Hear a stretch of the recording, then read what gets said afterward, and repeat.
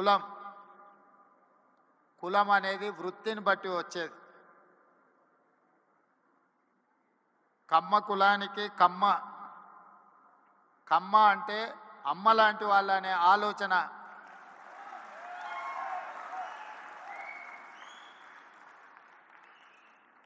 అమ్మ అంటే ఆకలి మీద వచ్చిన ఏ కొడుకునైనా ఎవరినైనా కడుపు చూస్తుంది, ఆకలితో ఉన్నాడేమో ఏమైనా పెడదాము అని.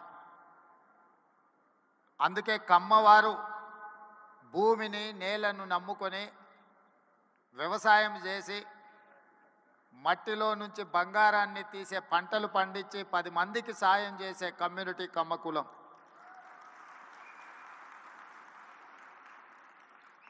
అందుకే ఒక సినిమాలో కొండ మీద అమ్మోరు కొండ కింద కమ్మోరు అని అన్నారు.